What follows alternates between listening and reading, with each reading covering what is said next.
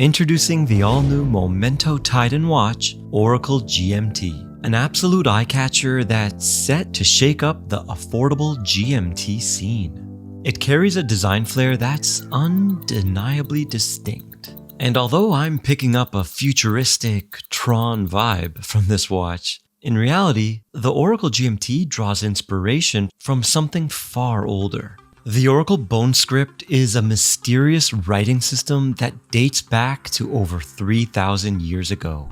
So that's an interesting inspiration for a watch. I've never seen that before, especially on a pilot's watch. So I'm not going to go through the particulars, but oracles in the past would seek guidance from the spirit realm using this script on bones. With that out of the way, let's check out the case. The sides are brushed with a gentle sweep downwards, almost like an airplane's wings. Now that is more fitting for a pilot's watch. So this design is accentuated by that bold, high polished bevel. It really lets you see the contrast between the brushing and high polish. And on the Oracle, it gives the case a sleek, clean look.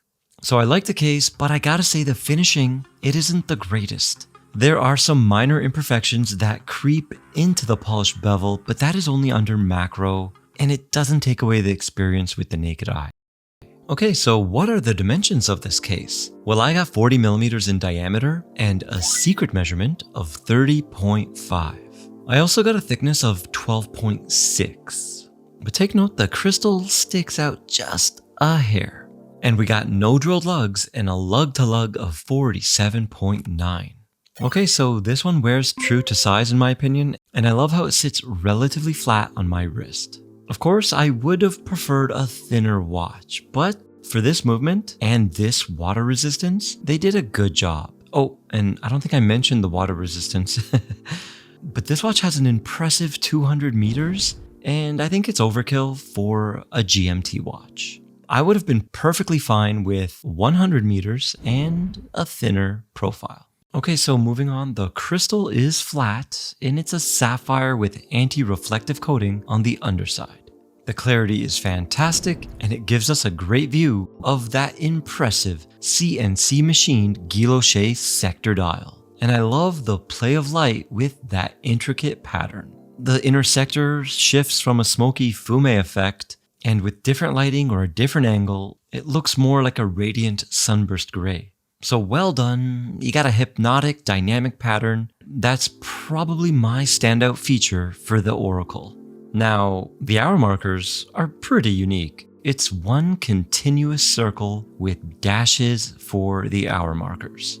This takes the inspiration from the bone script that we talked about earlier, and it gives the Oracle, ironically, a futuristic vibe instead of an ancient vibe. Oh, and I gotta mention the hands. Super clean, skeletonized, and it's just highlighted with a white Lume outline. However, the GMT hand is less impressive because you really have to hunt to see it. It's gloss black and just disappears on this dial. The second hand looks skeletonized, but it isn't. It's just black with a white outline.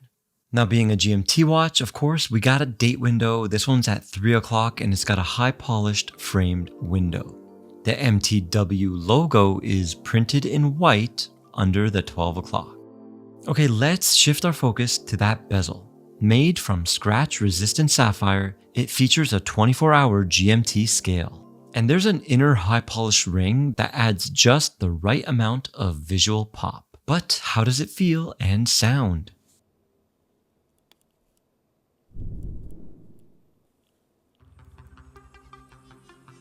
So I'm not sure the microphone will pick this sound up. It is whisper quiet and bidirectional. It does have a satisfying soft click. It's pleasant to use. But I must mention the grip. It's not the greatest. It's got a smooth, blocky design that is just slippery in my opinion. Okay, what about the bracelet? It's a flat link oyster style with high polish down the middle. I'm a big fan of this look because of the Yachtmaster. I don't know, it made me fall in love with it, so I do like it. And the size is spot on, a fan favorite 20 millimeters, which does taper down to 18 at the clasp. The links are solid, but they are only one piece. But good news, they are fixed via screws. There's also quick release spring bars built into the solid end links with a fully milled clasp. No on-the-fly micro adjustment though, but it does have 5 micro adjustments. Now flipping the watch over, we are greeted with a solid brushed caseback. It's got the Oracle bone script dial, and it has the MT&W logo engraved. So everybody agrees that Lume is important for a dive watch, but I think it's just as important for a pilot's watch. Because let's say you're flying at night, it's dark in the cockpit, you want your watch glowing. So the Oracle starts off correctly. They have BGW9 Swiss Superluminova, which is top tier Lume. But because of the inherent design, the thin Oracle bone scripture, and skeletonized hands, it's just near impossible to get a dramatic glow. Alright, now I gotta talk about a pet peeve of mine in watches. When the crown is finicky. And unfortunately, I experienced that with the Oracle. The internal spring inside the crown is too soft. If you're confused and you're thinking, oh, hey, Falling Titan, what does that mean? Well, after I finish setting the time, I set the GMT hand in position 1. Once I'm done, I push the crown back to position 0 to either wind it up or begin screwing it down. But on the Oracle, maybe it's just mine, but I gotta push the crown in multiple times to get it to bite and go back into position. So just be wary of that, okay guys? Now what's powering the Oracle? Besides spirits from the beyond. Well, the Oracle's powered by the venerable Seiko NH34 GMT movement. It is a collar GMT, which means the hour hand doesn't jump, the GMT hand jumps. Some people like this because you get a quick set date. Some people prefer a more purist approach. Let me know your favorite in the comments. But first, the price. What does this future-telling mythological watch cost? It's pretty affordable. It comes in at only $349 USD. Nowadays with prices, everything seems to be going up, but this one seems just about right. For a 200 meter dive, I almost said dive watch.